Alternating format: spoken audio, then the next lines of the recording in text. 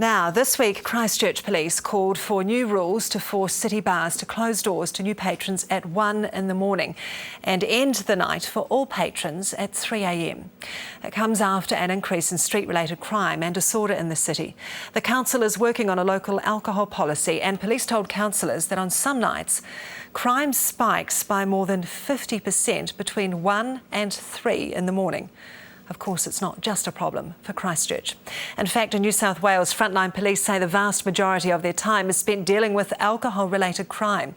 I spoke to the New South Wales Police Commissioner, Scipione, who said Australia's love affair with booze must end.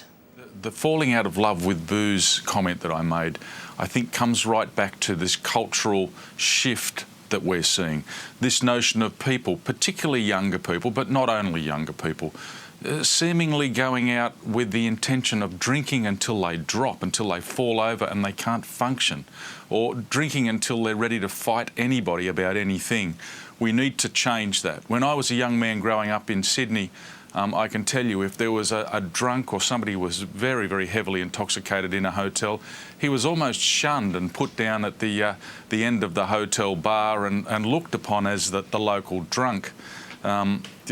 He was the exception, not the norm. Well, I think the fact that we're now seeing so many people binge drinking, that they can't go out without being drunk, tells us that that's now becoming the norm as opposed to being the exception, and that's really worrying. Can you give me some examples of what your police are dealing with on the streets on a daily basis? Oh, sure. Look, in New South Wales, and certainly I would suggest that's probably representative of the rest of Australia, we know that when we're talking about street offences, it's taking up about 70%, in fact over 70% of my officers' time when they're out on the street dealing with street offences. And if you look at something like offensive behaviour, 80% of all offensive behaviour charges in New South Wales come back to somebody being drunk. It's an enormous proportion, and that's without even looking at things like drink driving and some of those other offences that we know alcohol plays a very big factor in. That's a staggering figure. I know you've isolated sort of some pubs and some trouble areas, if you like, where there's high alcohol issues there. Is that working for you, targeting areas? Well, look, it has. The resources that we have got will never be enough to deal with the entire drinking population. And Rachel, a couple of points I need to make. We're not about trying to stop people going out and having a good time. We're not the fun police. We're dealing with violence, alcohol-related crime, antisocial behaviour that's linked to the misuse and the abuse of alcohol. So it's not about going out and targeting drinkers. So our strategy has been to look at those hotels and those licensed venues that have the greatest impact when it comes to the amount of crime that's happening in this area. So we identify those hotels and those clubs that bring the most violence to the streets of this state. When we do that, we then actually target them. We know the zones and we know the hot spots where antisocial behaviour linked to the misuse of alcohol happens. And so we actually put lots of police there, we enforce the law vigorously, we continue to go back night after night, week after week, and we have to continue to drive that message home that it won't be tolerated. It simply won't be tolerated. What about then restricting the availability of alcohol? You say you're not, the fun police, the anti-fun police, you're not trying to shut down people having fun. What about restricting who can access it? Well, apart from the age restrictions, let's look at the alcohol issue that primarily is the one we're trying to deal with when it comes to the overuse.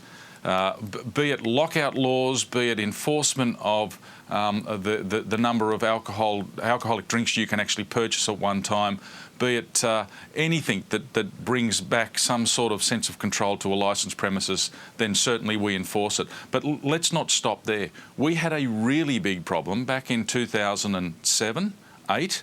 We had an enormous problem with people being glassed. And Rachel, I don't know if you've seen what it looks like and how traumatic a glassing event is on a person, but they normally end up with a cut from the top of their head through to their mouth, often through their eye, and the injuries are horrific. We saw in one small period of time, in the top 30 hotels in New South Wales, we saw about 27 glassings over a 3-month summer period. I went to the government and the government acknowledged this was a major problem. We needed to change the way we do things, and so I got legislation that allowed me after midnight in those premises, those top 30 premises, to have glass removed. In removing glass, it was substituted with a polycarbonate drinking vessel, which you couldn't break.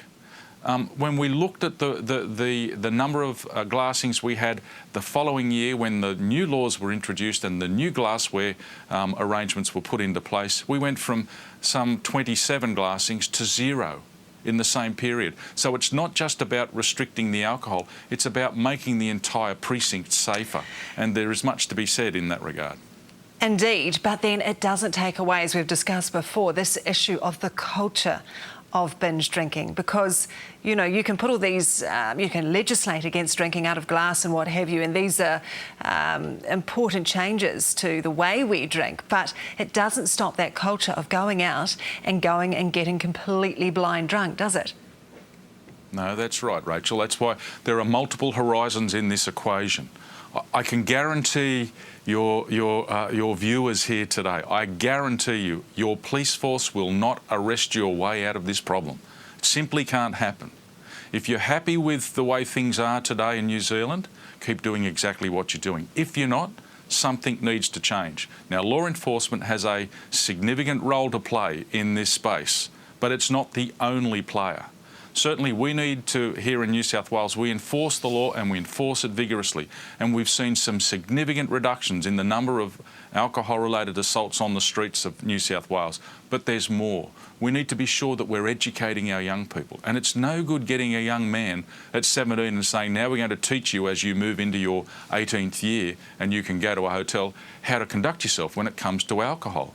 This needs to happen when that young man's 7 or 8. We need to be parenting our young men. We need to be, and it's not just young men here, unfortunately, we're experiencing significant problems with young women.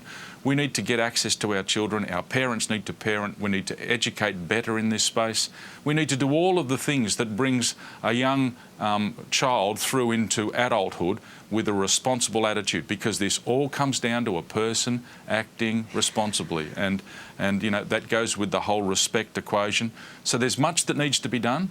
It needs to start at a very young age. We need to continue to enforce the law, but by and large we need to make sure that we make a very good understanding for these young people that they will have choices and they need to make good choices. Commissioner, you don't drink yourself, and you've certainly cited alcohol-related crime as one of the reasons why you signed up for another 4 years as Commissioner. Can you ever win this fight, or really can you only police for it? Does it come down, as you say, purely to education and parenting? Don't think we're going to arrest our way out of this problem, because it simply can't happen. It takes more than that. Indeed. All right, New South Wales Police Commissioner Andrew Scipione, appreciate your time this morning. Thank you. Thank you, Rachel.